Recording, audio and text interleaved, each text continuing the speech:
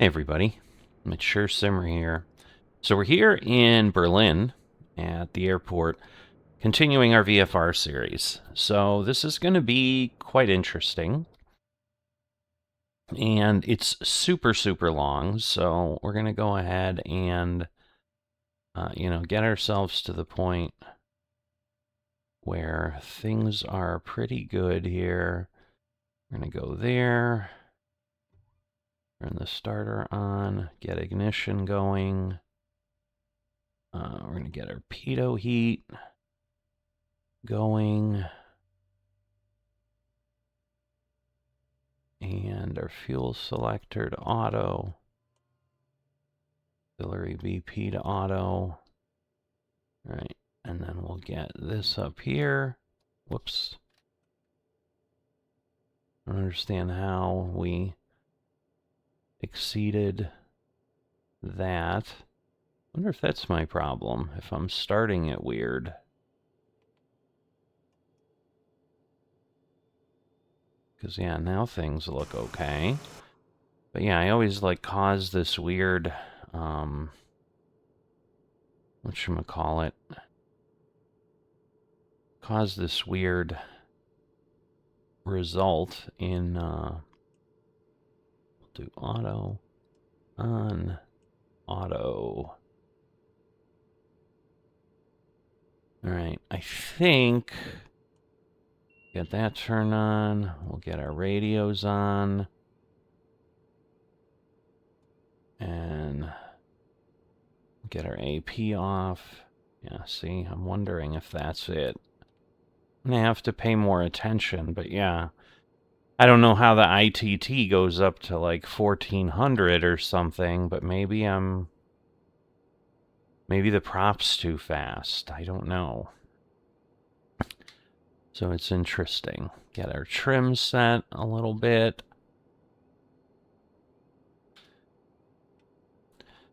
So we're continuing our journey around the world. This is a very thoroughly done, I'm finding it incredibly enjoyable. I hope you guys are as well.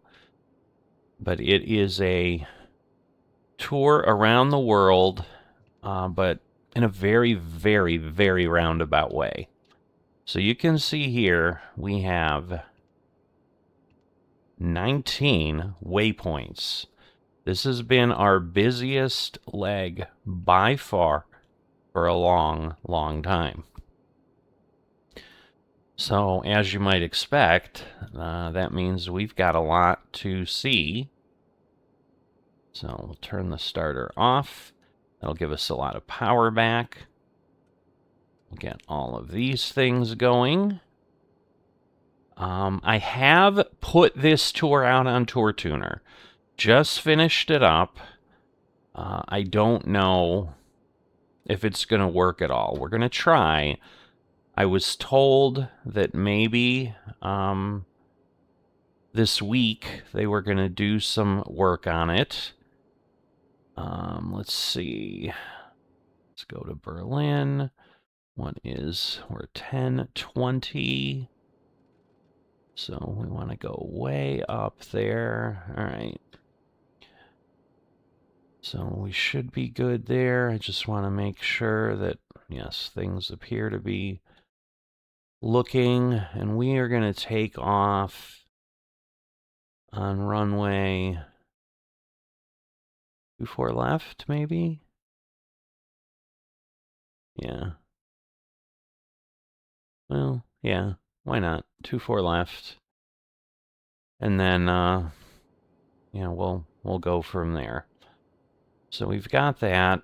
Let's see. I think I'm going to get myself to 3,500. I have not looked at, anything else. We're going to climb at about 1,000 feet per minute. Again, it's a short climb, so it should be okay. Making sure we don't have any problem there. We'll get this. That'll take a bit, but we don't necessarily need that. Temperature's going up compared to 59 outside, so that's all good. I think we're close. So let me focus on sharing with you what our journey's going to look like here.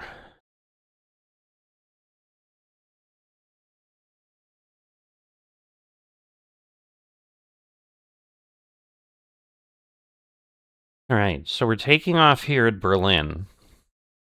We're going all the way over here to Belgium. And you can see, as I say roundabout, it's obviously not here to here, like you would normally do in a VFR flight. It's around. So the reason for that is the gentleman created a ton of narrative. There's, I think, 234 legs in this. Again, this is leg 21. Getting close to 10% or so. But, is it 10% of the distance? I don't know. But he says there's 115,200 nautical miles of flight involved in this tour. As I've said over and over, 25,000 nautical miles around the world is the circumference, basically. So we're going substantially more than 4 times, really closer to 5 times than 4 times around the world in our distance. But the reason for that is it's a VFR tour. We're trying to see things that we wouldn't normally see. So that is what we are trying to do. Now, he has a narrative. I love trying to use SayIntentions Tour Tuner. I wanted to give it a chance. I haven't entered. I have to enter 19 and 20 in. Now, those are simpler legs. They're not going to take a long time. But, it has 19 waypoints, but when we have things like here where there's waypoint 2 and 3, they're too close for Tour Tuner to deal with. And, we'll let the plane fly the route, but basically this is going back to Berlin.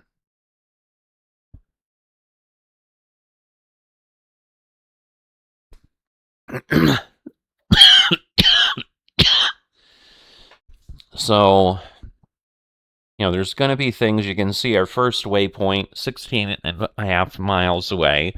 Not very far, but again, we're not flying jet plane speeds.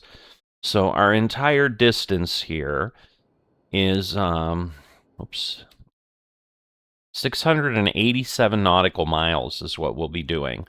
But as you can see, I think it shows 345 or 344 on your position. So we're going to lower our flaps. So, yeah, we're going, once again, nearly double what we would be if we just flew a straight line. But, it is what it is. So, we're going to take our parking brake off, and we are going to taxi, and then we're going to go ahead and there are 2 pages, or onto a second page, which is the first time this has happened, in the narrative, which is a Word file that comes with this. So again, I have a link to the flight plans, the whole thing, on flightsim.to, I believe it is, but it's in the description of the video. Every one of the videos has it. So if you want to follow along, you want to do certain journeys, whatever, you don't have to try to recreate these on your own and hope you're close. You can pull these down, which is awesome. So because of that, I am going to start, well, we'll get to the runway. I was going to say I'll start a little earlier than I normally do, but now we'll get to the runway here. I just want to make sure I can see where I'm at, and we'll go from here. So I know we need to move along a bit. I forget. Somewhere early on I explained, because I looked it up in the TBM 850 manual, but there's basically so I think I need to go out here and here. There's some sort of there's a name for it, but it's a certain type of plane setup where you have to get your throttle to about 15%. To basically get enough to get moving, but then you can lower it down pretty quickly after that. So, all right, we want to go this way, get out to the taxiway. And these are GA ramps. There aren't too many over here. I'm on the west side of the airport. Apron looks like Whiskey 2, Whiskey 3, Whiskey 4. Coming out by Apron, Whiskey 4. Man, this is probably exactly the situation of why you don't want crashes turned on normally. Am I moving? Not really. I am struggling to get going here. All right, there we go. So hopefully, but yeah, that's why they normally tell you, hey, turn crash detection off, because there's a lot of airports that are in pretty bad shape. And so I have had flights fail as I'm taxiing down because I hit a big bump and suddenly crash detection is like, oh, that was so many G-forces, you've snapped your plane in half. So it's bad.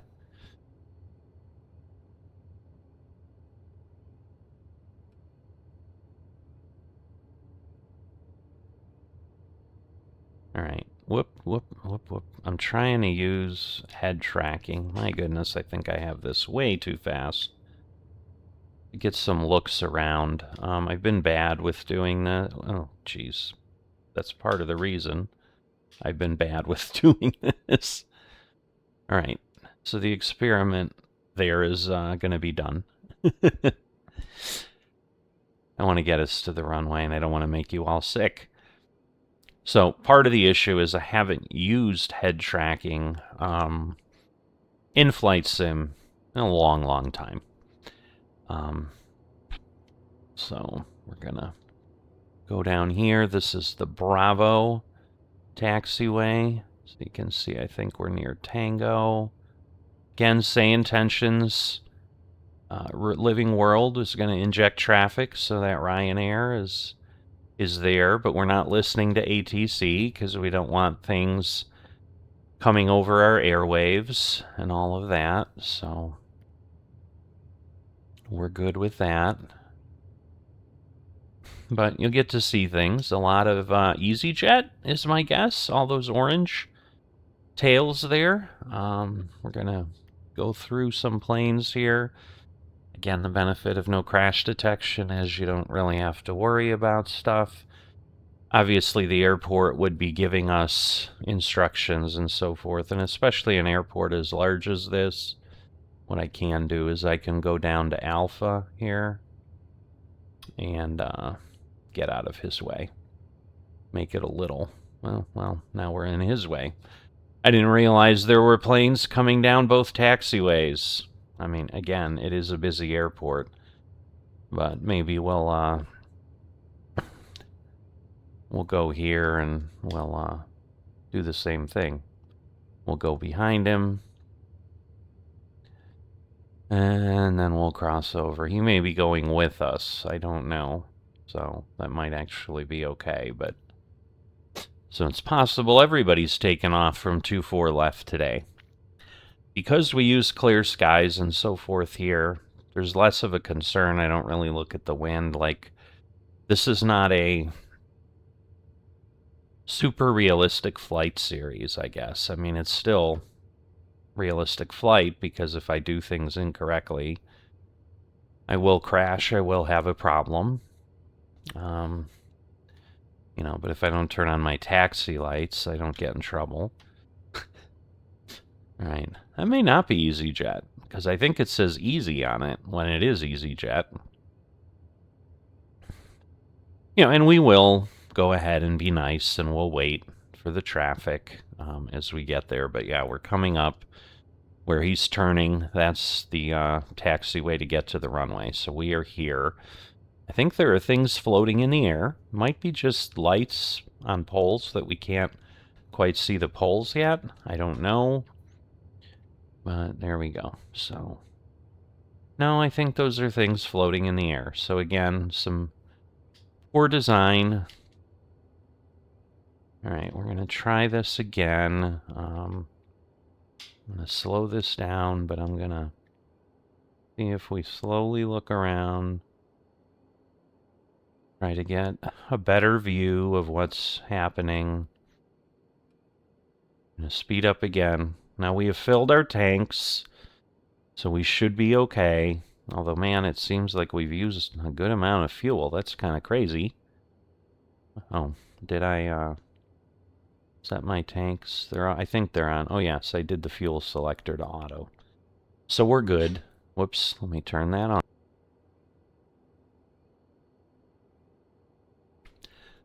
Looking at buttons, or, you know, had to mute my microphone for a moment. And, yeah, that was a problem. All right. So they're heading out, getting to the runway. And as we wait, we'll be able to then start our narrative. We don't normally, with Tour Tuner, try to do anything until we're airborne. It'll be easier now because we don't have a leg 20 ending nearby, so there is that. Because sometimes Sarah's like, I can't load this one because we're closer to this one. She does that kind of stuff.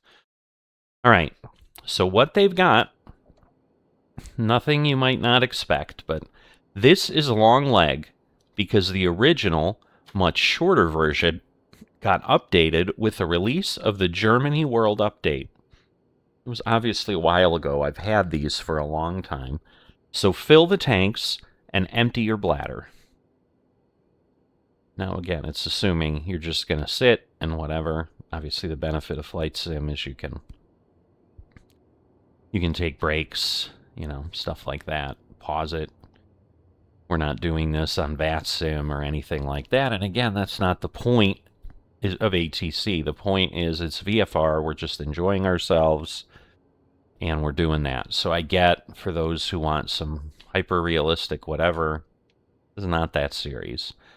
It's realistic in what we see and what we talk about, and that's really the draw. But at some point, I need to kind of do enough. I do the airliner series and stuff like that. So we'll wait here. Again, try to be somewhat realistic. We'll go back up here. Now I need to turn the landing lights off, turn the taxi off. We've got them on pulse so that they're going back and forth. Just make sure everything looks good. I think it does. Anyways, now I'm like nervous, so I'm just checking all my stuff. Okay. And he's going to, and again, this is why I have the head tracking, because then I can just look. But the problem is, I think I let it look down too much. I don't know. Maybe not. Whoops. Ugh. All I'm doing is trying to turn, and it, like, goes down. I'm just watching him go down the runway. So he's far enough now. We can get going. I mean, yes, we have jet wash and all that. So, again, to the sticklers in the crowd, I understand. Interesting that it's like changing the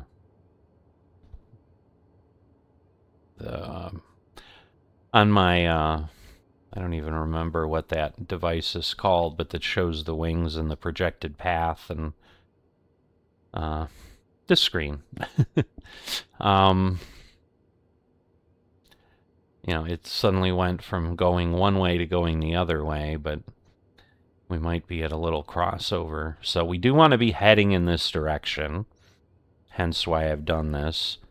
So again, to avoid over-revving the engine, I do kind of let this go. Let's see if I can go down the center line any better. Lately, I've been kind of sloppy. Nope, of course not.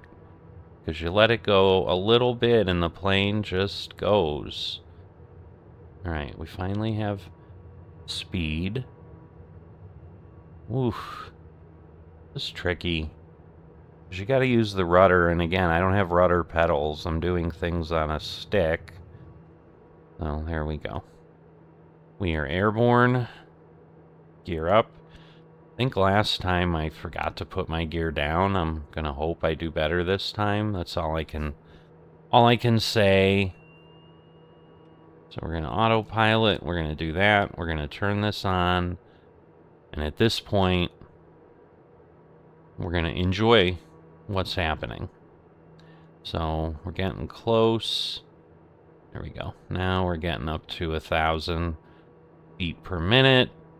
Again, we're trying to get to about 3,500. Sometimes I fly at 2,500, but I think, well, you know what? I'm gonna change my mind. I'm gonna go to 2,500 because up here near the sea, I don't think we're gonna have a whole lot. So there's no reason to go crazy high. Let's pull the flaps up. That will help us speed up. All right, we're doing okay. And now, again, I flip to this. This may be too fast. But it may not be. But I like to go there because that gives us increased speed. So at this point, the airport's back there. Oh, I thought I put the gear up. What happened? Alright, well, there it goes. I wonder if I put my flaps down further. No, they're up. Okay, well, that's the airport we took off from. I think we took off there and then quickly turned because I think 24 left or right or whatever. The other 24 is over there. So, since this is a little bit short, we've only got 13 miles, let's talk about our first waypoint and then we'll try to get Sarah involved. So we're going to head west from Schönefeld, which is the airport we were at, to Potsdam and Sanssouci. Potsdam is where Truman, Churchill, and Stalin met after the defeat of Germany to decide the fate of post-war Europe and plan the defeat of Japan. So that is where we're headed. One thing I forgot to mention in my introduction is, yes, the gentleman was very clear. If you go back to episode 1, I read his introduction. He is a World War II fan, and as am I. I'm a history fan. World War II is obviously a big part of it. So a lot of where he chose to fly is based on that, and this is probably the most obvious leg yet that I've seen, because, to get things into Tour Tuner, I need to kind of read the narrative as I go through so I know, hey, what's my next waypoint? Speaking of that, let's try to get Sarah. Sarah, would you mind beginning VFR TBM Around the World Leg 21 tour?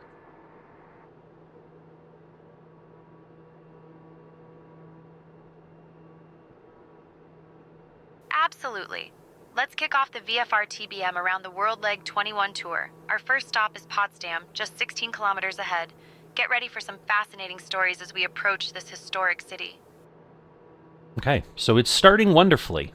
It has for the last 2 or 3 legs where I've tried this. But what happens is then it triggers the first waypoint. And then it says, that ends our tour. You've seen everything. Wasn't it wonderful? That's been the problem that I've had. So I've been promised a new version of the tour system. So we'll see if they've done anything. The gentleman that runs SayIntentions is super, super busy. Brian does a lot of work. Obviously, they're giving us great, great tools. I can work around it if I need to, so I'm kind of probably likely going to keep trying this. It's just for some of the others, because there were only like 1 or 2 waypoints on the other 2 legs that were before this. We didn't do much. But basically, it's 4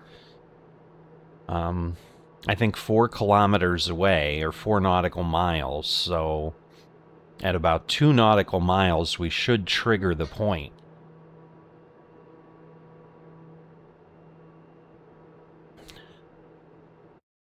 At our 10 o'clock, just 5 kilometers away, is Potsdam. This city is practically a living museum, and it's where the famous Potsdam Conference took place in 1945. Imagine Churchill, Truman, and Stalin all hanging out, probably arguing over who gets the last schnitzel. Potsdam is also home to the stunning Sanssouci Palace. built in the 18th century for Frederick the Great. The palace's name literally means without a care, which is exactly how I feel when I'm not trying to pronounce German place names. The city is dotted with beautiful parks, palaces, and even a Russian colony called Alexandrovka, built for Russian singers in the 1820s. If you look closely, you might spot the Glinicky Bridge, also known as the Bridge of Spies, where the US and Soviet Union swapped secret agents during the Cold War. And with that, we've wrapped up our tour. All right. Today we Same soared problem. over Berlin, marveled at palaces, national parks, and even a bridge famous for spy swaps. Thanks for flying along. It's been a blast sharing these stories from above. All right, so sadly, nothing has changed.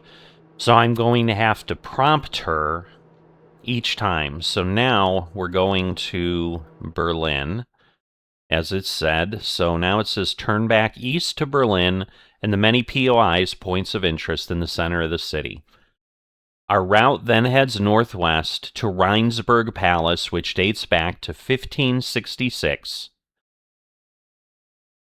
Okay, and that's waypoint 4. But waypoint 2 and 3 are here. We're not there. They're 12 nautical miles away, so it's trying... It couldn't make the sharp turn, but, you know, it's trying to get back on path here. So we've got another little airport over there, as we can see.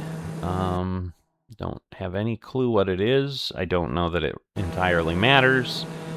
Yeah, it's not showing up on the charts. But, yeah, we're about 6 miles away, but that is Berlin. This is a city I visited. I had work there. We opened a manufacturing plant here at one point. So I got to spend a little bit of time here. Wonderful city. It was after the wall had fallen, but still close enough that there were remnants of it around, and so, you know, I got the privilege of seeing that, and, you know, what the folks had to go through. I'm sure, sure they're happy to be free of Soviet control and all that, but, anyway, we're coming up here, so let's have Sarah talk to us. Sarah, share with us something about Berlin and interesting points of interest within it.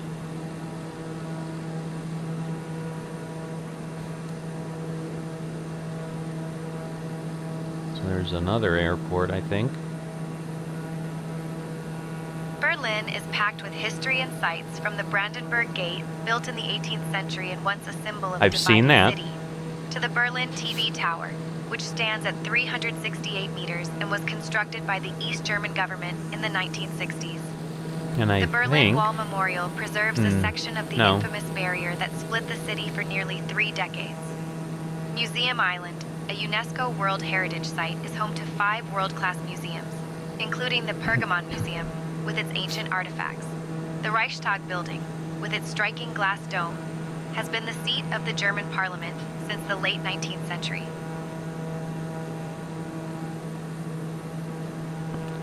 Alright, so we passed waypoint 2, 4 miles away.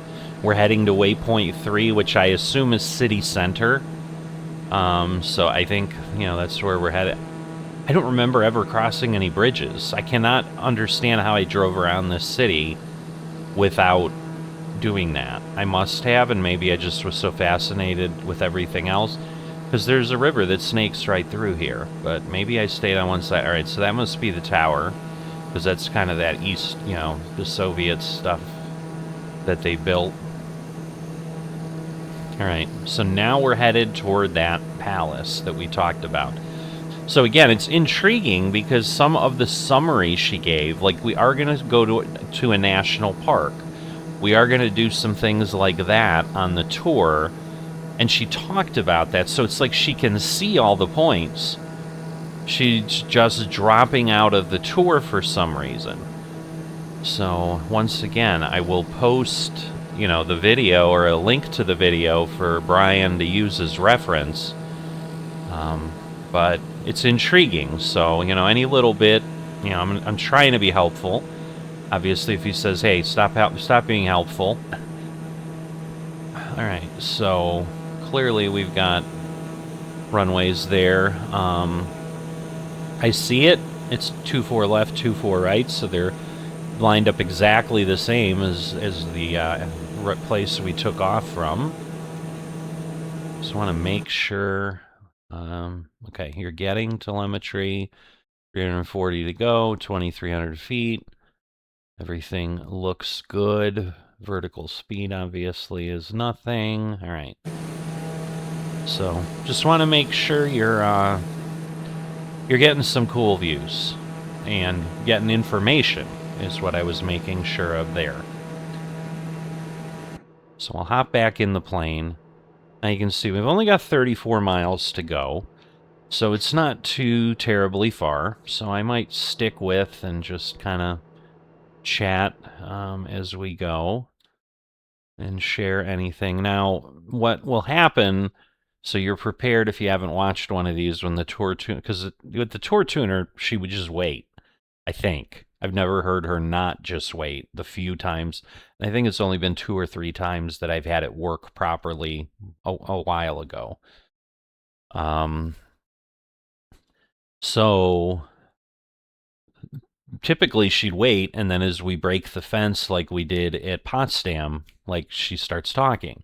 That's how it's supposed to work, and that is what makes it really kind of cool the way it's implemented, because it's really, really fun when it works the right way, as opposed to me having to ask her.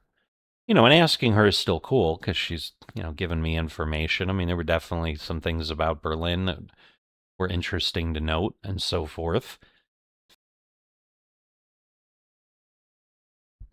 But what I was saying is I kind of put it in this view, and when we have longer legs or when I've just tired of speaking, which is probably likely going to happen here as well, we'll just kind of let the tour do its thing. But since it's a VFR tour and we're not flying very high, I kind of set it so you can see how far the next waypoint is, but also that you can, so I usually put it like all the way in the corner so you get as much window space as you can get.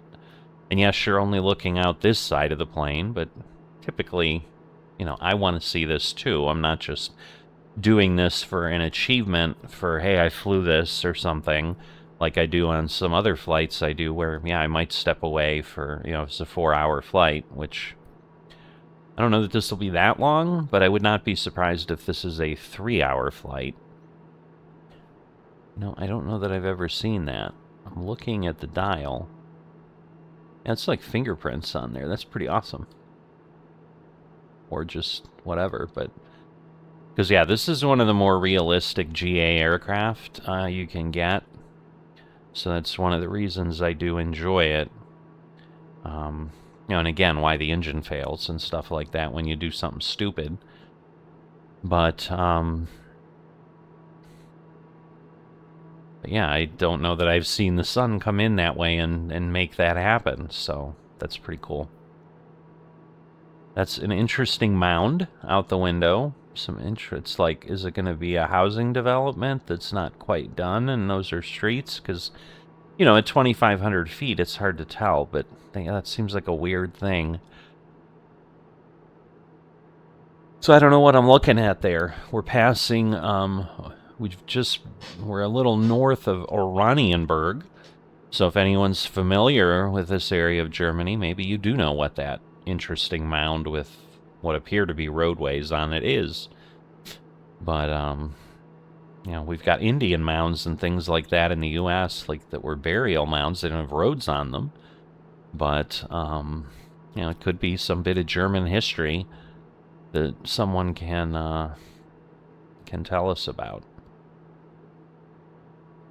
I suppose I could ask Sarah. Sarah, I just saw a mound near Oranienburg that looks like it has some roadways on it, but it's just kind of strange looking. Do you know anything about that? See what she does with that. This could be the coolest things of SayIntentions. This is what the ATC audio sounds like. Whoops, I hit the And wrong this button. is what yours sounds like. I'm an idiot. Now we're going to listen to me say that. A mound near Oranienburg that looks like it has some roadways on it, but it's just kind of strange looking. Do you know anything about that? So isn't it fun to hear yourself talk back? I need to hit the right button. Sarah, I just saw a mound near Oranienburg that looks like it has some roads on it, but it's really interesting. Do you have anything you can tell us about it?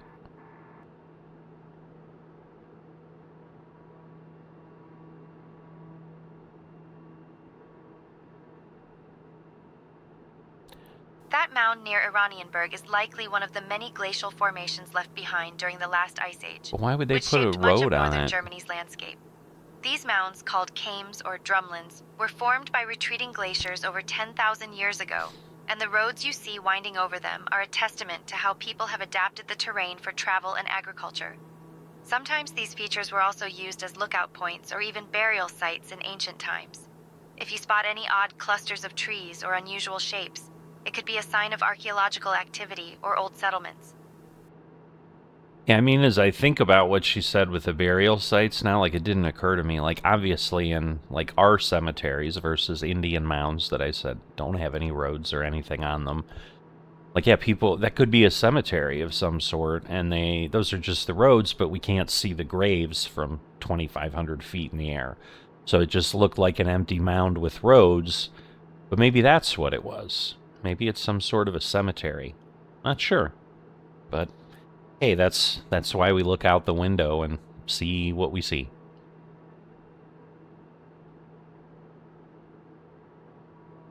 All right, so we're getting close. I'm probably going to butcher this name. I'm better with German than I was with, say, Swedish, Norwegian that we were flying over recently, and even Russian, so maybe I'll be able to do it, but we'll see. So what is it? It's Rheinsberg Palace, which dates back to 1566. But yes, it's Rheinsberg. So we'll just have to take a look. And typically, the waypoints are going to be right overhead. So it should be something we can spot relatively easily. But again, relatively is a relative term. But waypoint 4, again, we have 19. I know we have one waypoint where they're 174 nautical miles apart, I believe. So there's definitely some long legs, but there are clusters of things.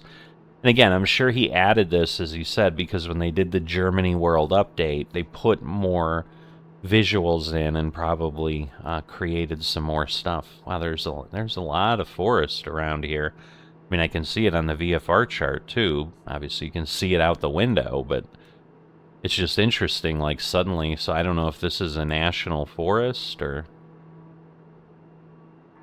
Sarah, is this a national forest we're flying over?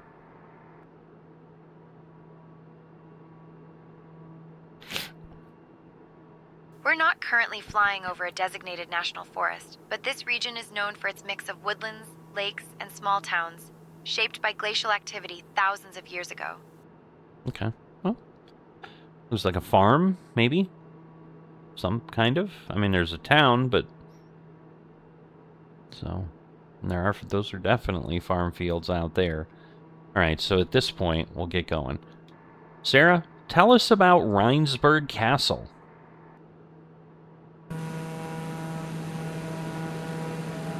So it's always tricky. I think you might mean Rheinsberg Palace. Rheinsberg Palace is a beautiful Baroque palace Here, built in the 18th maybe? century for Prince Henry of Prussia, the brother of Frederick the Great. It's famous for its elegant architecture, sprawling gardens, and the fact that it became a center for arts and music during That Prince would be Henry's it. time. The palace sits right on the shore of Lake Greenerick, making it a favorite spot for painters and poets. Today it's open to visitors and even hosts classical music festivals. So there you go. I messed up. I called it a castle. She corrected me and said, hey, I think you mean the palace. So that's good. So longer leg now, definitely just going to set and go. But as we go, just so you know what we're coming up with, because that's what I do. And usually I do mix these two together. But yeah, now we head back to, I think, a good amount of World War II info for a bit. Turn northeast to waypoint 5, just west of the town and the island of Peenemunde. you know anything about World War II, immediately that's going to tell you something, and it certainly did for me because I'm well versed in this. But what it is where Werner von Braun tested the V-2 rocket during World War II. His first step on a journey that would lead him to the U.S. after the war, and the Saturn V rocket that sent 12 Americans to the surface of the moon. We'll visit Huntsville, Alabama, where he designed the Saturn V much later in this journey. So that's what we have. And again, I think you're probably starting to understand why, compared to other legs, let me get off there because I'm on, well, hold on, because I do want to get on there so I see when we're coming up on things. But he doesn't normally he gives like 1 or 2 sentences typically. He's definitely going to get into a ton of detail about certain things as we're up in certain areas or getting to certain areas. We're going to head north for a little bit, and then we're going to start heading west again. So we're kind of zigzagging up that right side of the rectangle. So again, we kind of had a rectangle last time that went south and over and then north. Now we have a rectangle that goes north and over and south, but without as straight an edge as we had on some of the other pieces, because we have more waypoints. But definitely enjoying that. Hopefully you're enjoying it as well. Before I pop away, I'm going to take this opportunity to ask you to please like and subscribe. I will see you in a bit.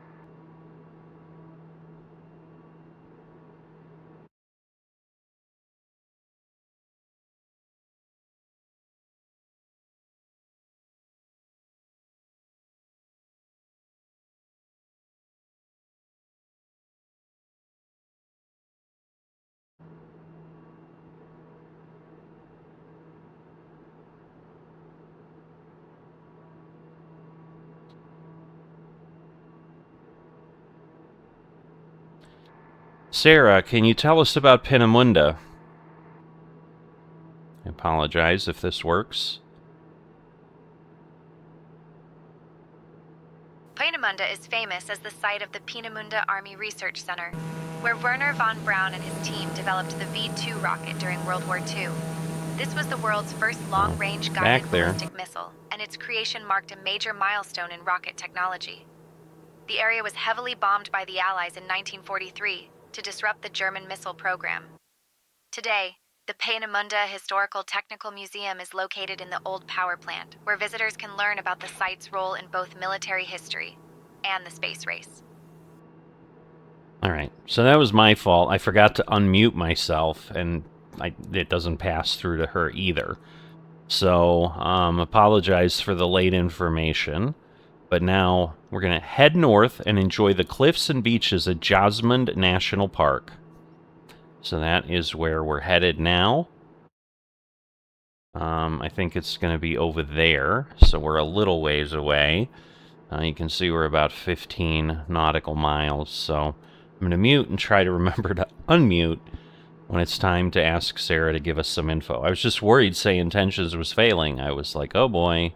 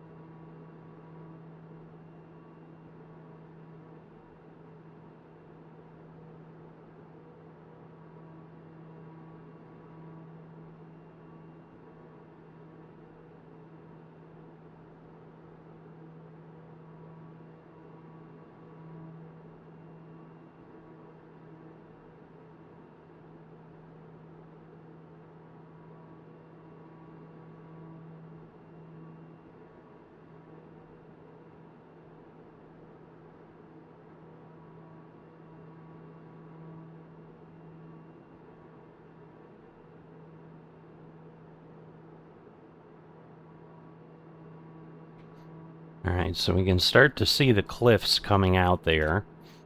So I'm assuming the national park is the forested area and so forth. It doesn't really say the waypoint's actually out in the water. But we're going to go ahead and head there. And this, I think, is our northernmost point for this leg at this point. We're still in Germany.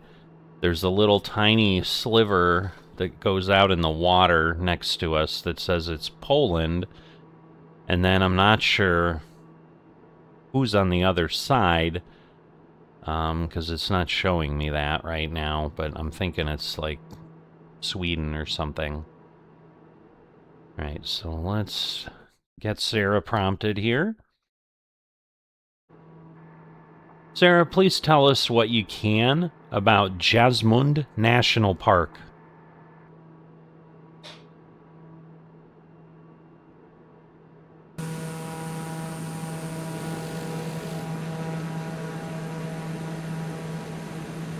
Jasmund National Park is famous for its stunning white chalk cliffs, especially the Königstuhl, King's Chair, which towers 118 meters above the Baltic Sea. The park was established in 1990 and is the smallest national park in Germany, but what it lacks in size, it makes up for in dramatic scenery and ancient beech forests that are UNESCO World Heritage listed. The area has inspired artists for centuries, including the painter Caspar David Friedrich, whose works made these cliffs world famous. If you look down, you might spot the turquoise waters and dense forests that are home to rare species like the white-tailed eagle.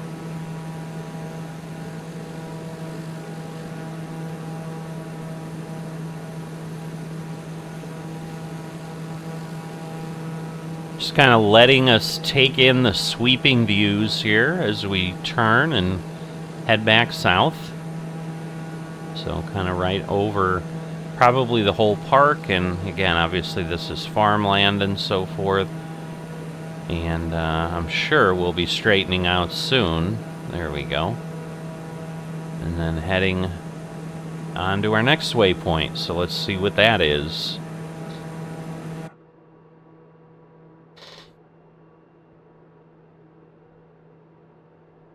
Alright, so what it tells us, then turn southwest to the city of Stralsund and the churches of St. Mary from the 14th century and St. Nicholas, dedicated in 1279. You can see we're about 21 miles away from that. So again, we're just circling back over the island/peninsula that we had, and then heading over in that direction.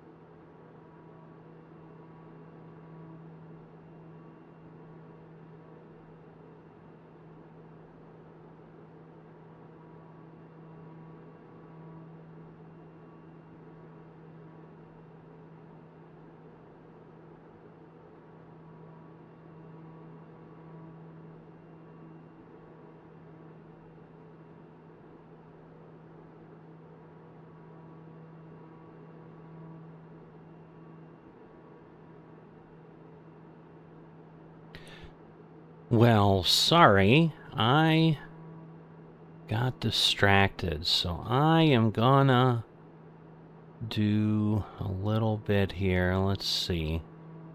I'm gonna try something. So I am gonna do that, and then we're gonna do heading, and we're gonna head back so we can see them, because these are churches. This will be cool. So, be a little bit extra here. But yeah, I got, you know, distracted with life. Had to do some stuff, and then could not. So I should be able then to nav right back to, whatchamacallit, to waypoint 8, because that's what's still showing up. But yes, turning more so that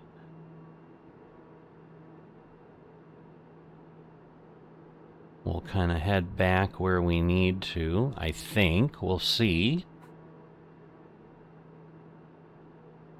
But anyway, we will ask Sarah.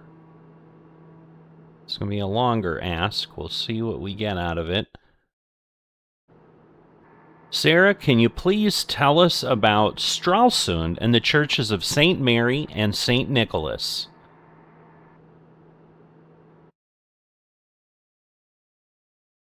All right, so we still need to... Stralsund is a UNESCO World Heritage Site known for its medieval brick Gothic architecture. All right, And St. probably Mary's here. Church, built in the 14th century, was once the tallest building in the world, while St. Oh, it just died. What happened? Sarah, you were starting to tell us about St. Nicholas. Please do. So I'm assuming it's these two. I don't know which one's which. St. Nicholas Church in Stralsund is one of the oldest brick Gothic churches in the Baltic region, dating back to the 13th century. It was built starting in 1270 and became a symbol of the city's wealth and importance as a Hanseatic trading hub. The church's twin towers are hard to miss from the air, and inside you'll find a probably remarkable there. astronomical clock from 1394 that still works today. Wow. Talk about German engineering. Yeah. The church also features elaborate altars and medieval art, making it a favorite for history buffs and architecture fans. Over the centuries, it's survived wars, fires, and even a few overzealous restoration projects. If you spot the tall spires below, that's Saint.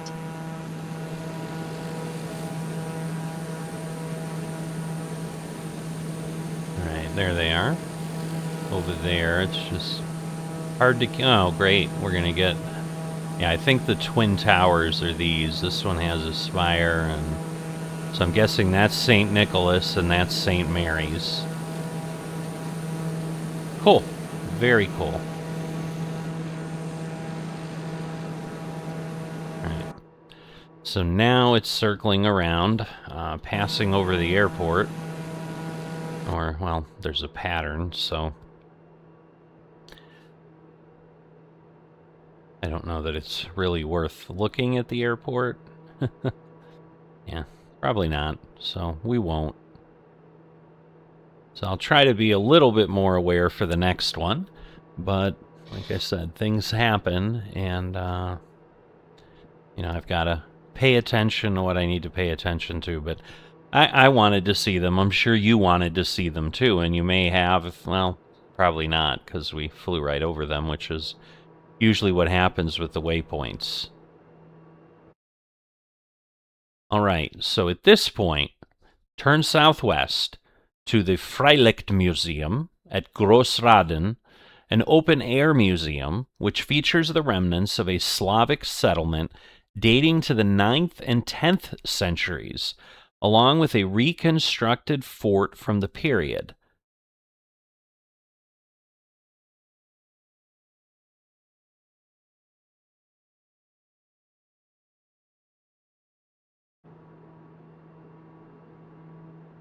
So 50 miles, so we got a little ways to go. Enjoy the view.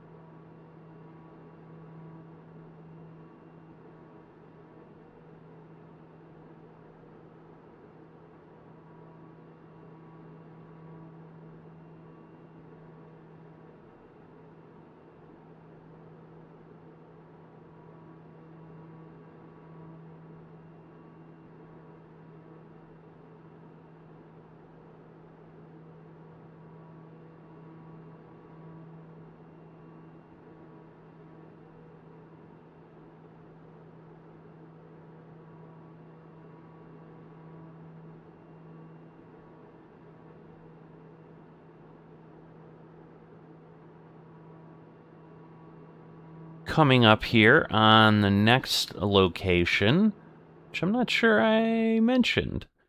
Continue, no, I had not yet, but yes. So this should be, this could be interesting. Sarah, tell us about the Freilichtmuseum at Raden.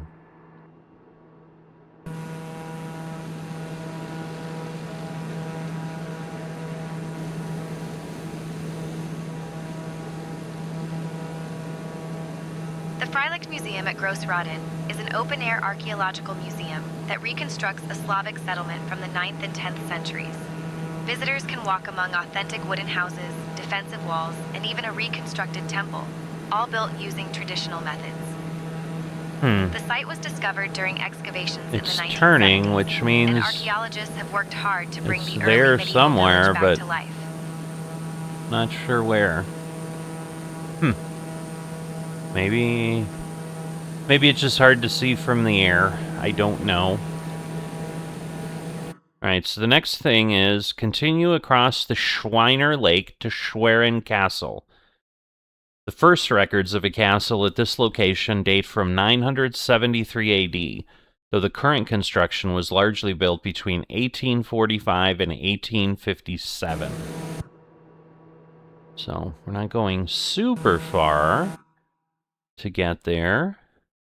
But let's get ourselves in a, hopefully a decent position to see it.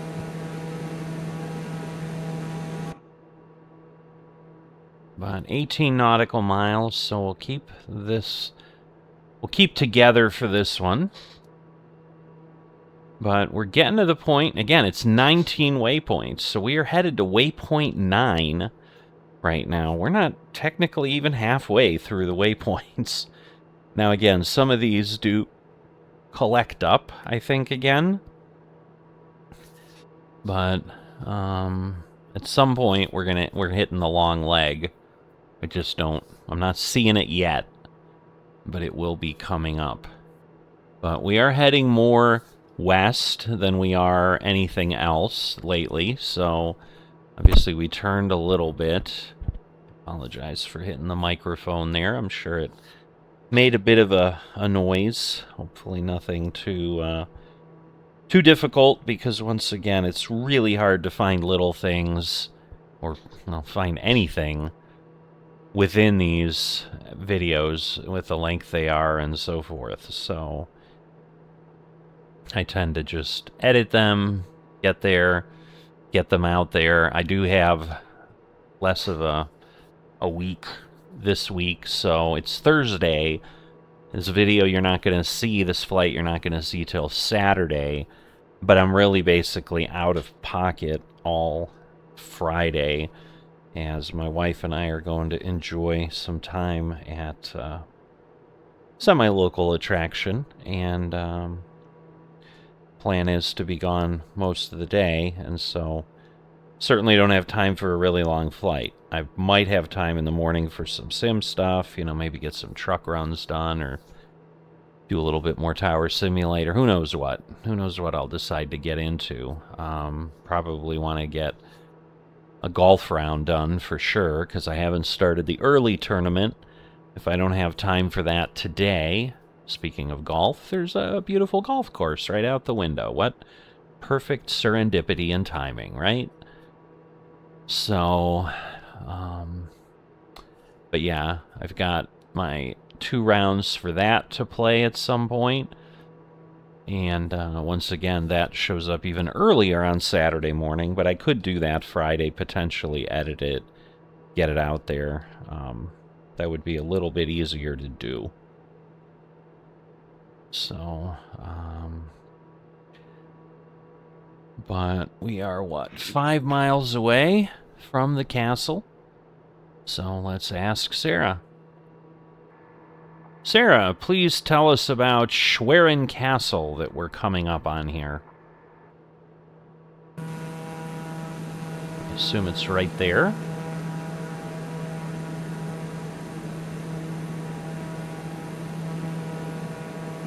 Schwerin Castle is a real-life fairy tale palace built on an island in Lake Schwerin.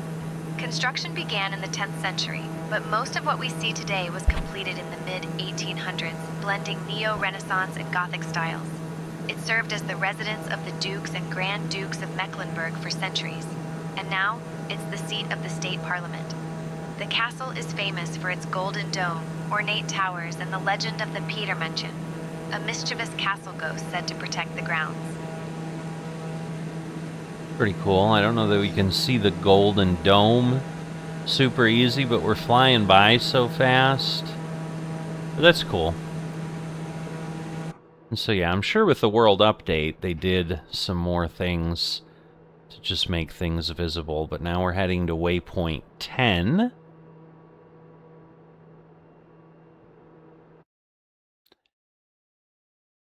And so I think we've got a little bit of, we've got a little ways, and then we're going to get into some deep World War II history again. But we've got now turn northwest, which is obviously what we've gone and done, to Holsten Gate in Lübeck, a fully restored brick-built medieval gate containing a museum dedicated to the city's history. So that is where we're going. I'll again mute myself so that you can just quietly enjoy the countryside, and we'll be back in a little bit.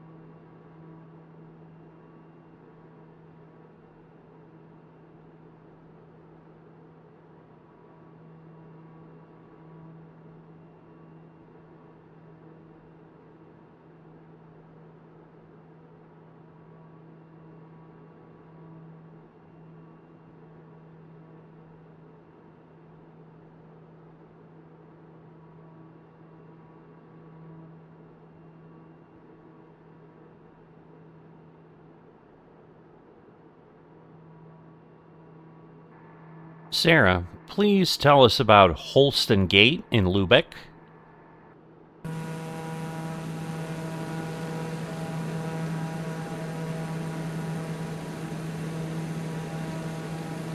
The Holsten Gate in Lübeck is one of the most iconic city gates in Germany, built in 1464 as part of the medieval fortifications. Its two round towers and arched entrance have made it a symbol of Lübeck, and it even appears on some German coins. The gate once protected the city from invaders and now houses a museum about Lübeck's history. Its slightly leaning structure is due to the marshy ground it was built on. Think of it as Germany's answer to the Leaning Tower of Pisa, but with more bricks and fewer tourists taking goofy photos. All right, so we're not there yet, but I'm guessing maybe that, because it's across the river. No, that's not that. That, maybe? Maybe that. Yeah, it's probably those Twin Towers. So yeah, I'm pretty sure it's that. That's kind of cool. I don't know that we can tell it's leaning from here. But yeah, that looks like an old medieval gate, for sure. Alright, so about 30 nautical miles again.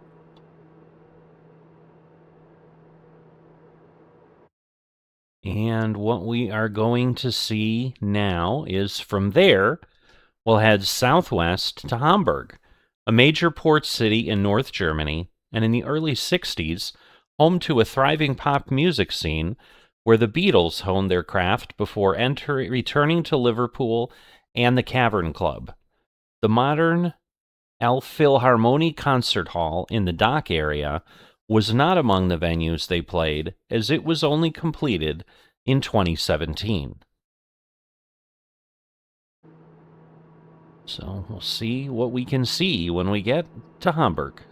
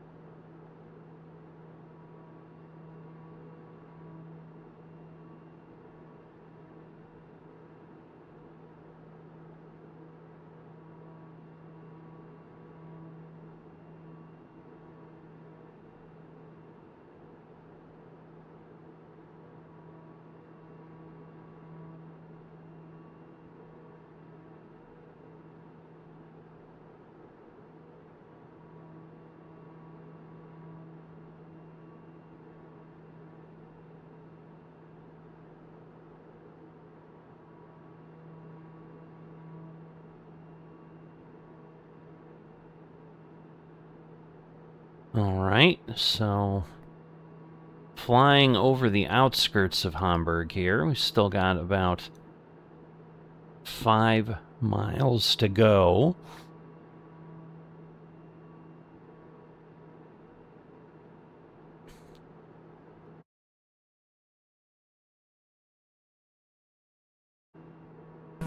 But yeah, there we go. Definitely pretty sweet looking there. Lots of river directions there. A little bit of a lake up north here. Sarah, please tell us everything you can about Hamburg and some key points of interest.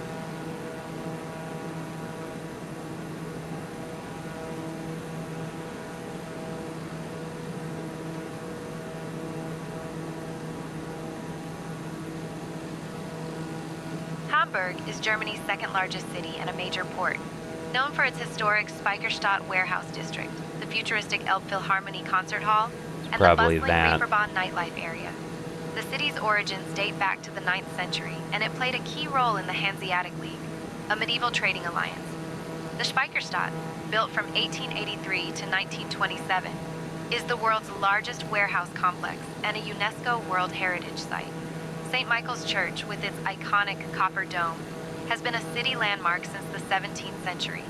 Aviation fans might enjoy the old Hamburg Airport Terminal, now an aviation museum, and the miniature Thinking this Wonderland, is all the warehouse which features stuff. the world's largest model railway and a detailed model airport. Alright, pretty cool. It's always nice to see. Alright, so now we're on the long leg. 172 nautical miles. This'll take a bit. She may pipe in, she may not.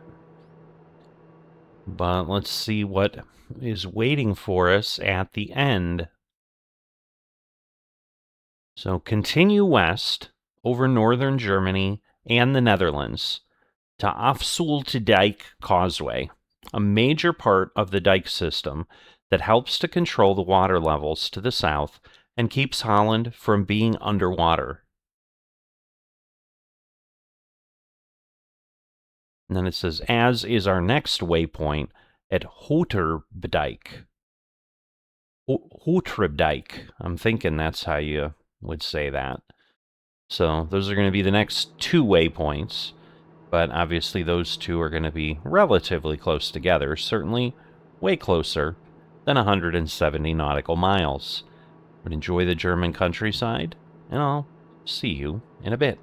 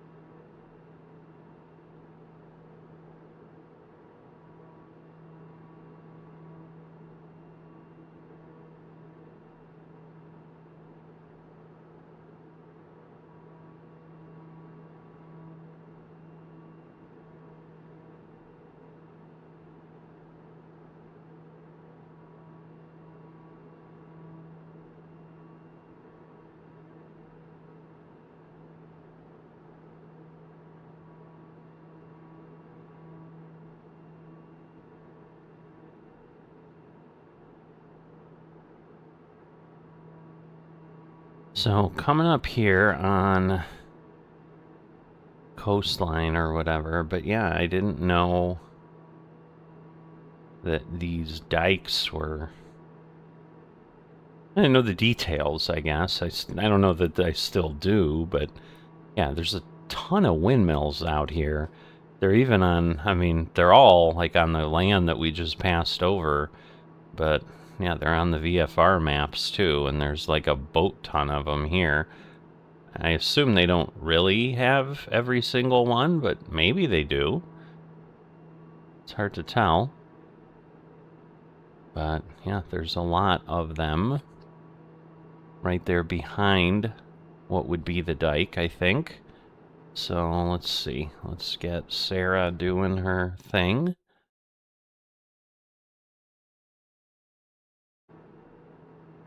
Sarah, can you tell us about the Afsluitdijk Causeway that we're approaching here?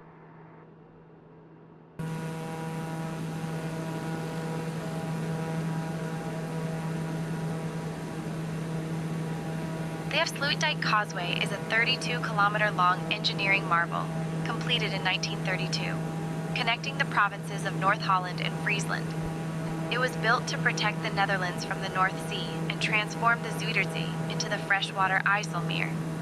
From above, you can see its perfectly straight line cutting across the water, and if you squint, you might spot cyclists braving the wind along its dedicated path. The causeway is so iconic that it even has its own monument and visitor center halfway across. I assume that's that. Interesting.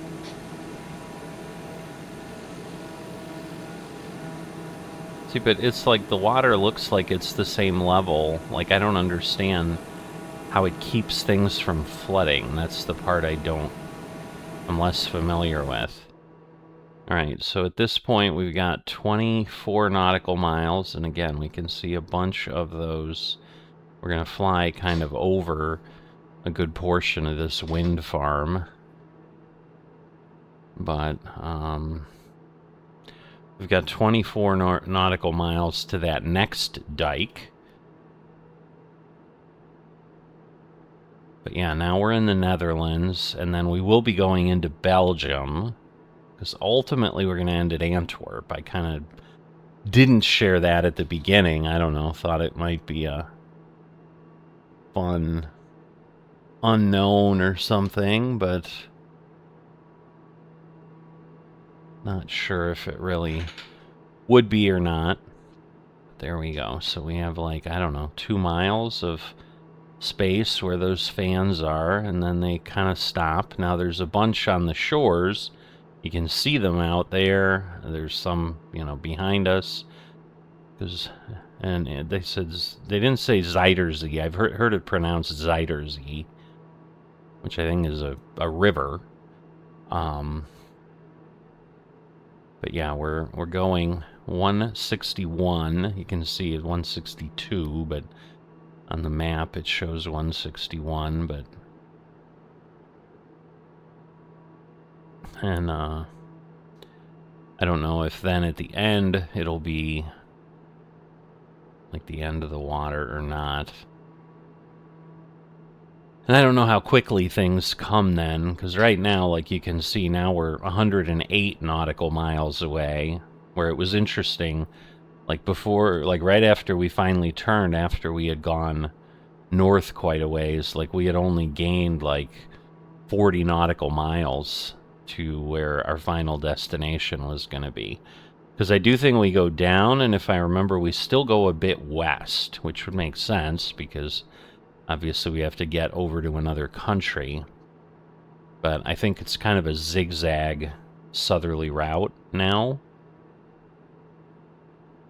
So I don't remember how quickly we hit things.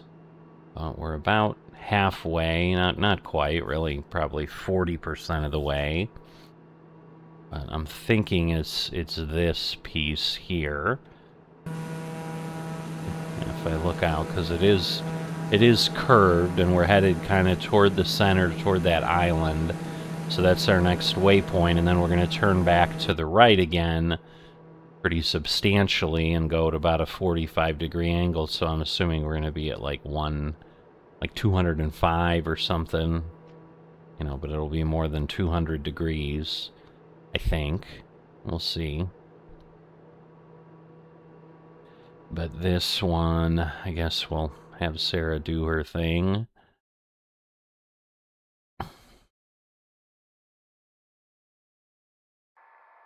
Sarah, I know we're approaching the Houtribdijk.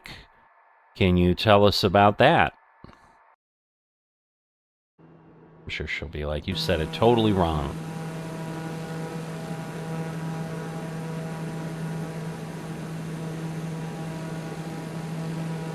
I think you're referring to the Houtribdijk.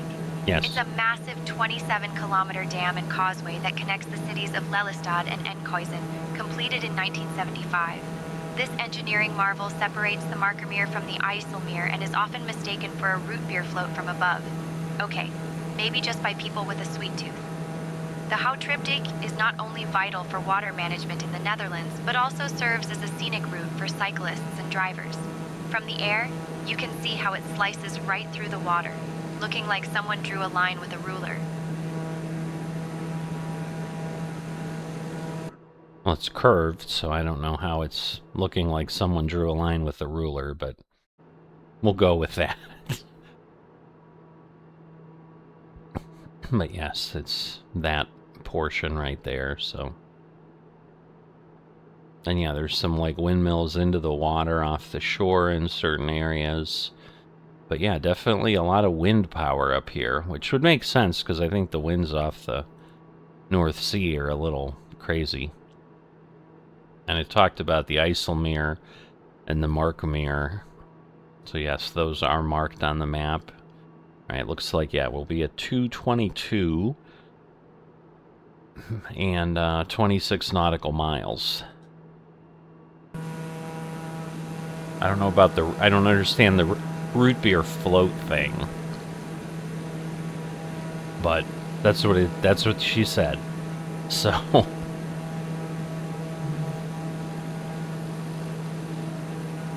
You know, and maybe there's some way to manage the water. I don't know. It's interesting. I guess we'd have to look up how the dike system works.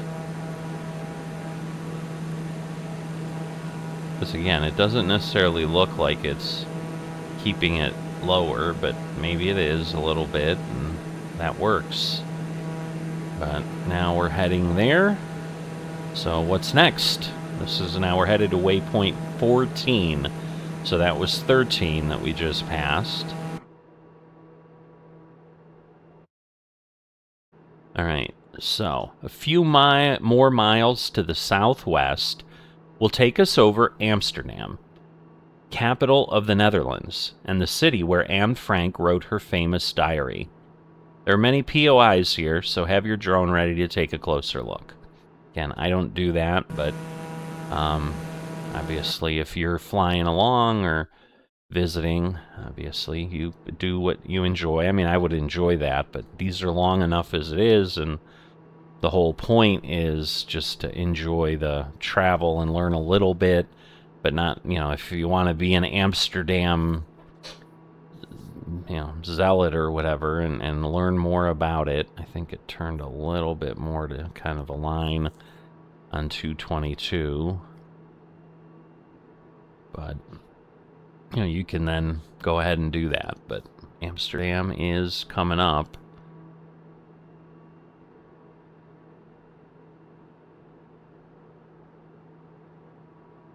And that will be a good thing. But yeah, we're down to less than 90. So it might be close. But again, we're going to have 5 or so waypoints along the way. So, and some of them I know are close. But we are definitely getting into now, I think, some heavy World War II information after we leave Amsterdam here. So, and yes, we're going to turn and kind of head totally backwards. So that's probably going to pull us further away. I don't know. Or closer. I don't know.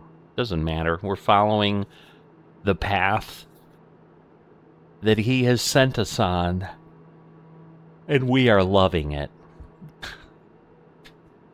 But you can start to see probably, how the tour tuner would be interesting.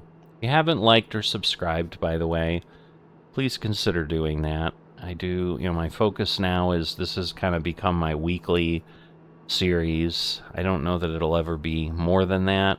So we are heading toward Schiphol Airport, kind of almost straight at it. When we turn, it'll be on the side behind us, so I may have to take a look, but we're not even halfway to the point, but it's somewhat city center-ish, I'm sure.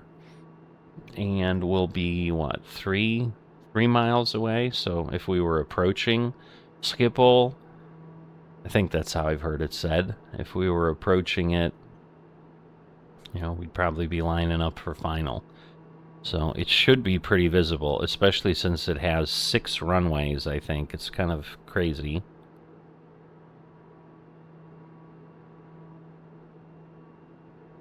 Yeah, I'm wondering if no GA flights can leave out of there, because there's the thing I didn't realize on these VFR charts is all the patterns in the entrance and exit routes out of basically the VFR level for the airports are there. Now, I guess there's a couple, but you just basically go one way. So now they're finally coming into view. Yeah, I don't know what that is, but actually it looks just like a bunch of farms, honestly. But it's out there a little bit, and then we're fully in. We've got some, because basically Amsterdam is right around this river, so you can see we're still almost 10 miles away. And again, that's from the city center, so we're going to be crossing it into the city about 4 nautical miles ahead of that city center type of thing, I would guesstimate. But there it is. Sarah, tell us about Amsterdam and some points of interest there. So, yeah, Schiphol should be just out there. And, it's before this lake, so it's here. So it's before that. Amsterdam is packed with history and quirky sights. There's the Rijksmuseum, home to Rembrandt's masterpieces, the Anne Frank House, where you can step into history, and the Van Gogh Museum, with the world's largest collection of his works. The city's canals, built in the 17th century, are so iconic they're a UNESCO World Heritage Site. And if you look closely, you'll spot hundreds of narrow canal houses leaning at odd angles. No, it's not your flying. The Royal Palace on Dam Square was originally built as a city hall in the 1600s and is still used by the Dutch royal family for official So events. that's the airport out there. For aviation fans, Schiphol Airport is one of the oldest international airports still in use, opening in 1916 as a military airfield. All right. So there it all is. Again, we'll be turning pretty sharply to 118, and then we're going 44 nautical miles, so that's a good route. But yeah, it'll be interesting because we're probably going to gain distance, I would think. Although we are still going south, but yeah, it'll be interesting because we're at about 73, so maybe we'll be at 72. No, we're already turning.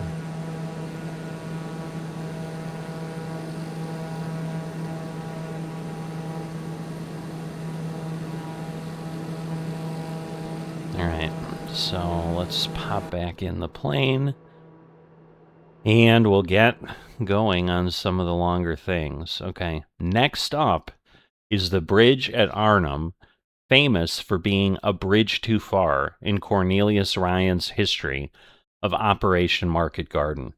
In mid-September of 1944, the Allies launched a major airborne operation to seize a bridge over the Rhine River. The British 1st Airborne Division parachuted to a spot west of Arnhem and one battalion under the command of Colonel John Frost was able to take and hold the north end of Arnhem Bridge. The plan was for the British 30 Corps to drive up the road from the south and relieve the paratroopers within 2 days.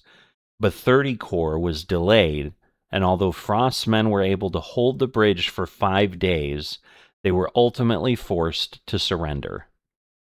Today, the bridge is named the Colonel John Frost Bridge in his honor.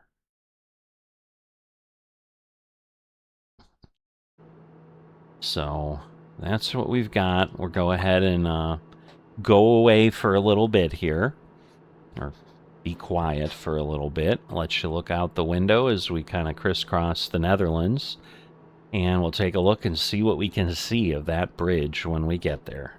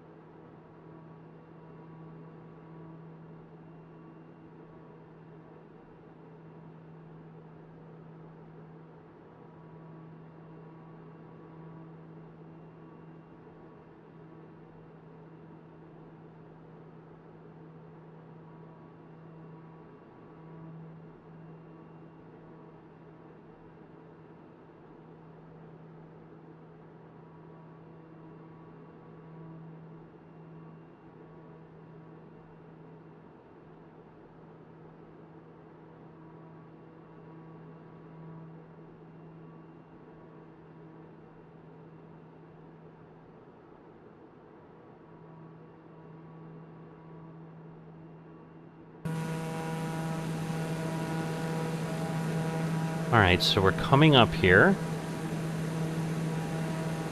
Sarah, tell us about the bridge at Arnhem and the role it played in World War II.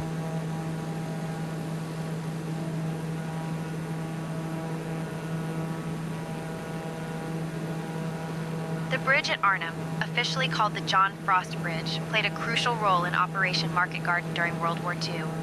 In September 1944, British paratroopers were tasked with capturing the bridge to secure a route into Germany, but fierce German resistance led to heavy Allied losses and the operation's failure.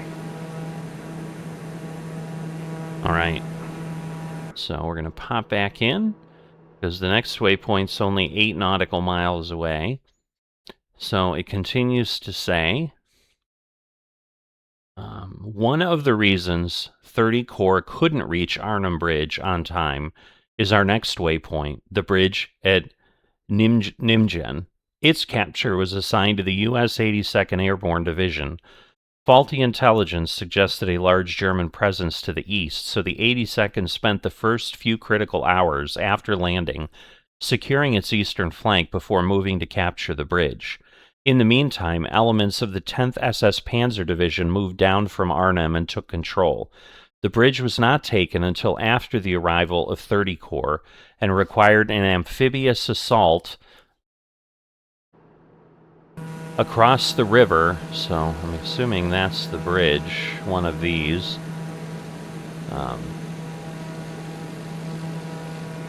Let's see. Across the river to the north end, combined with a 30 Corps attack from the south end to seize it. The delay was fatal to any chance of reaching Arnhem in time to relieve the 1st Airborne. I think it might literally be, yes, just the next river there, so we're already 6 miles away. Sarah, tell us about the significance and what happened here at the bridge at Nijmegen in World War II. I totally butchered that, but we'll see if she gets it.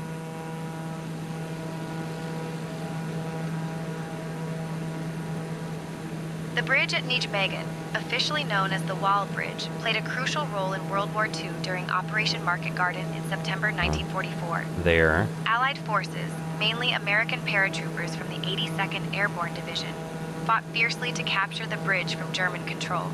Securing this bridge was vital for the Allies to advance into the Netherlands and ultimately into Germany. The battle was intense, involving a daring river crossing under heavy fire, and the successful capture of the bridge allowed Allied tanks to push further north. There you go.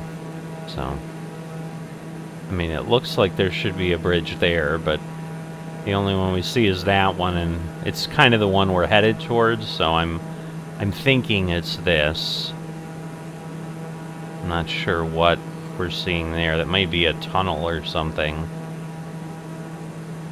Alright, so a little ways, 28 nautical miles it looks like, but yeah, a couple big towns around here. So now let's see what's next. So as I said, lots of World War II stuff. Alright, farther south, at our next waypoint, is Eindhoven and the bridge across the Wall Canal. The U.S. 101st Airborne was able to capture several other bridges in the area, but the Germans were able to blow up the critical bridge over the wall, forcing a 36-hour delay right at the start of the campaign, while the British and U.S. troops built a temporary bridge over the canal.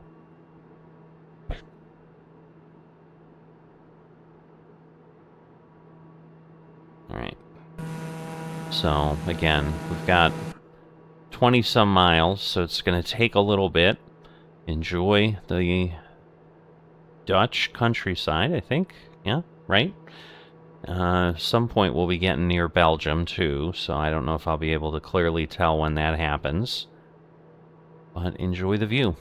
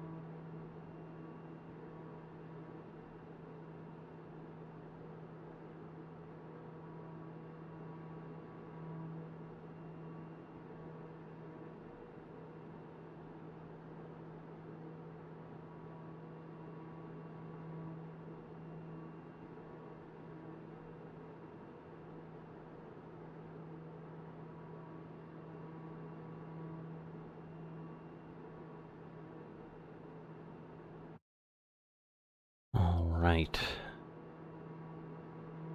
So we're heading over here too.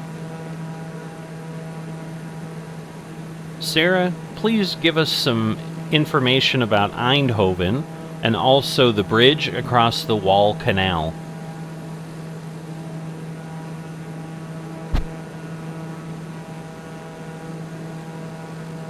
Eindhoven is known for its role as a technology and design hub, home to companies like Philips, which started here in 1891 and helped shape the city's modern identity. Guess it's not going to say anything. Can you talk about the importance of the bridge across the Wall Canal to World War II?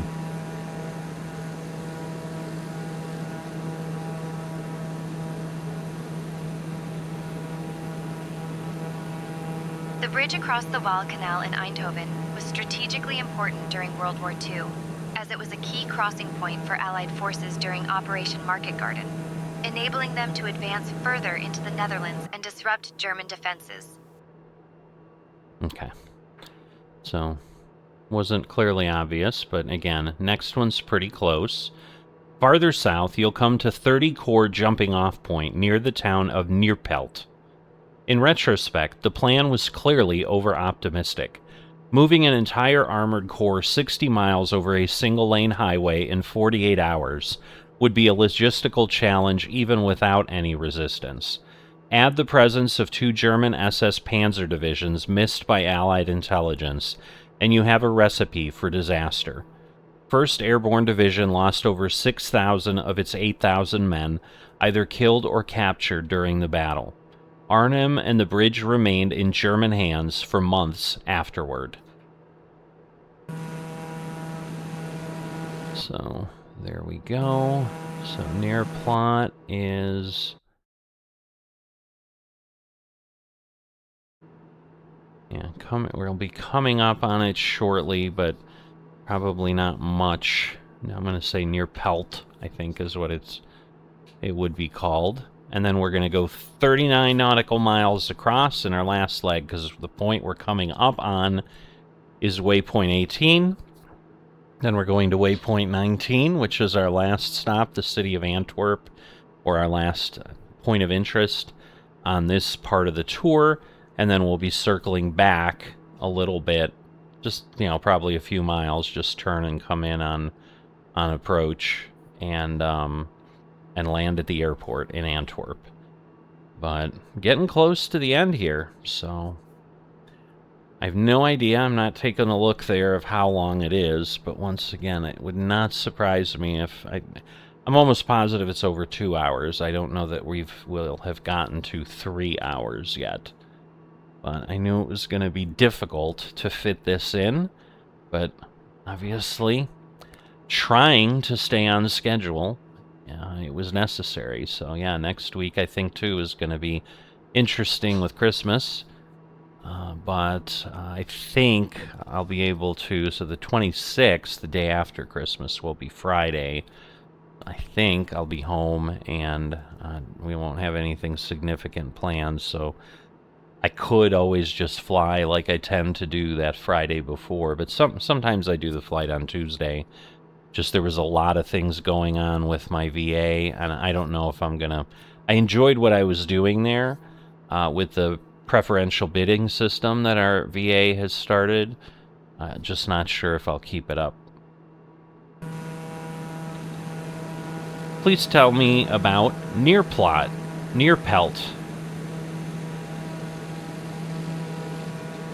So, looks like a lot of warehouses and whatever. It's a little closer than I should have been, but... Neerpelt is a small Belgian town just south of us, known for its scenic surroundings so we're in Belgium and the Dommel now. River winding through it. From above, you might spot the lush green patches and the railway line that connects it to other parts of Belgium. The area is popular with cyclists and hikers, and the town itself dates back to at least the 12th century. If you look closely, you might even see the historic St. Nicholas Church, which has been a local landmark for centuries. Alright, so now a little under 40 nautical miles. And I don't think there's much said. So here we go. Next, we head for the center of the Belgian port city of Antwerp, home to several more POIs before a landing at De Jorn Airport. So that ends the narrative on this leg. But yeah, we'll get there. In the meantime, I'll leave you the view, but there'll probably be a lot of quiet time because I'm trying to figure out best way to land here.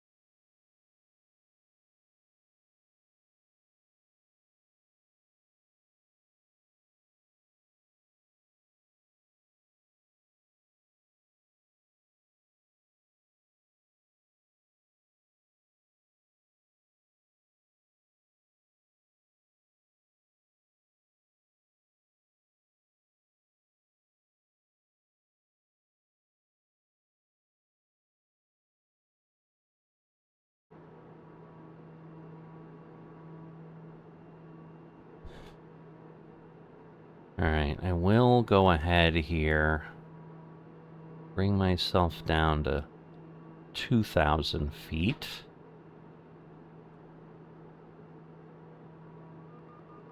So we'll get there. Just make sure I can see how high up we are. So, again, a little bit there. But yeah, Antwerp's ahead a good ways.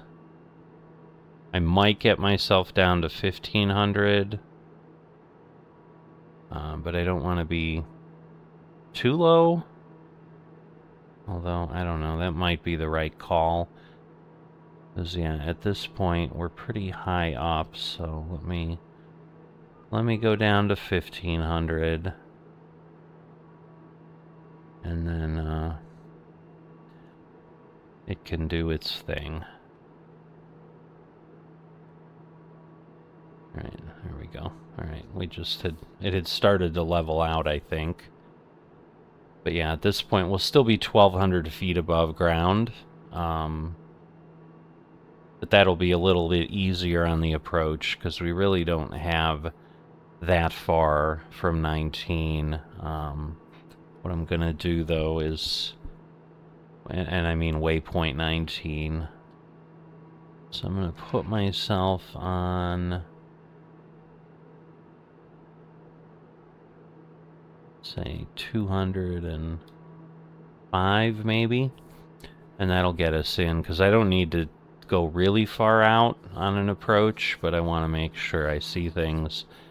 So it tells me on Navigraph that we just crossed under 20 nautical miles from the airport, but again, we will be passing it. It will be out the window, so you may be able to see it. It's probably going to be 3 or 4 nautical miles away, so it's probably going to be at the edge.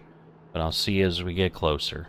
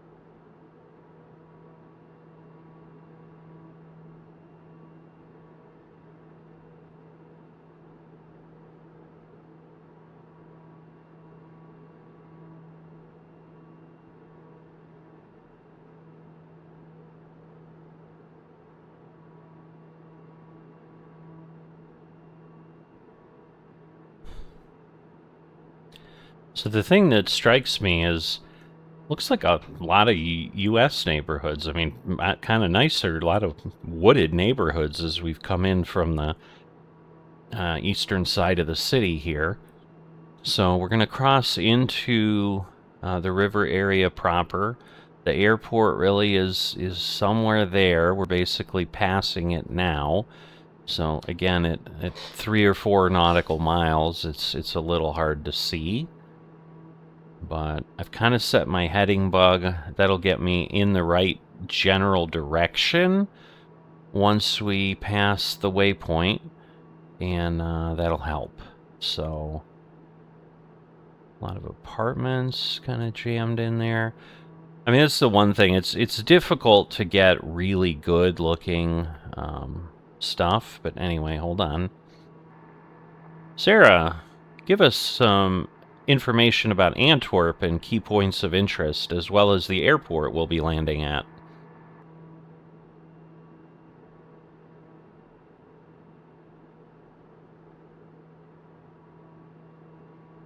Antwerp is famous for its stunning Cathedral of Our Lady, which took nearly 2 centuries to build and houses works by Rubens, and its historic diamond district, which has been the center of the global diamond trade for centuries.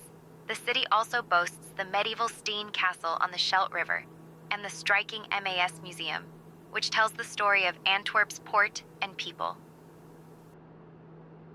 Right, so we're gonna slow this down.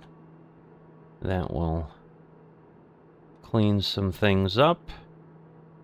We're then gonna back off here. And try to figure out where we're headed. But we're gonna start to turn. Again, we'll hang out at, say, 30 degrees on the turn. We're actually gonna overfly this, which is unfortunate. I don't want to fall out of the sky, so let's not do anything stupid. We've got time to line up on the runway.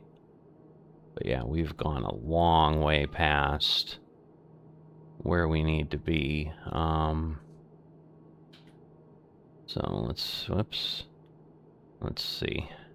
I think that's the runway over there, but hard to tell. All right. So we're slowing down. We definitely need to slough off some airspeed here. Oh boy. All right, where is this airport that we speak of? This is the challenging part of VFR. Is it just, it doesn't... Okay, so clearly where I thought is wrong. Alright, that looks more air... Oh, there it is. It's probably literally right there. That's a long way up. So we are gonna... Oh boy. This is gonna be a sloppy landing. Speaking of sloppy landings, let's get our gear down. And we're gonna put the other thing up. All right, 600 feet. All right. So we don't want to hit the church, obviously, because I think that would send us for a loop a little bit. But man, that spire's like totally in the wrong place, but it's telling me I'm high. All right, I'm hoping my gear is down. I pressed the button. If it isn't, I did try. So, all right. We want a little bit of extra power here. Now we can pull it back.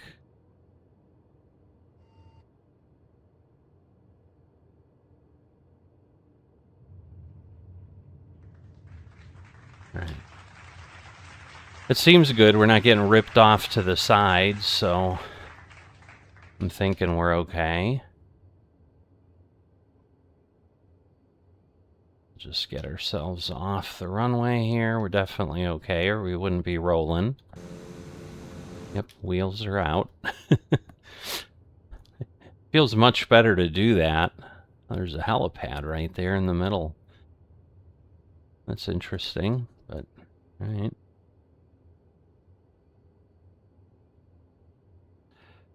I don't know. This looks like a cool place to go.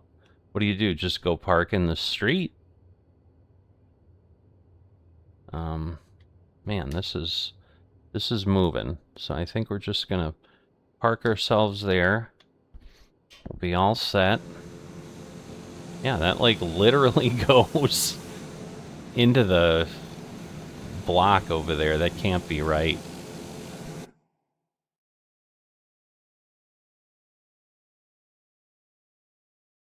Yeah, that's kind of it. I mean, there's more in another area of the airport. This is just a few buildings here. But yeah, that is intriguing for sure. So let's get ourselves shut down. Not the cleanest way, but this has been a long flight, so. But we've got our flaps up. Everything is good. And we now have leg 21 behind us, so I'm hoping. It was interesting. I mean, it was a lot of material. So now the propeller and the engine are winding down. It gets a little quieter. But yeah, basically heading out that way, and then over there is where we were at. But yeah, that's where we flew in. That church was like on the approach path. That is just crazy. So, yeah, I don't know. Like, that was not terribly safe, and maybe we normally wouldn't come in that way, but still. Because, yeah, there is a point, like, when planes take off, they turn very quickly to kind of not overfly a train intersection. But, anyway, yeah, I didn't want to get in here and then hit the, get stuck back there. I don't think I'd even fit if you look at it. Yeah, I think my wings are too big. Yeah. So it's an interesting design again. Not done that well, but just doesn't work for the flight sim stuff. But we're done here, and I will see you next time.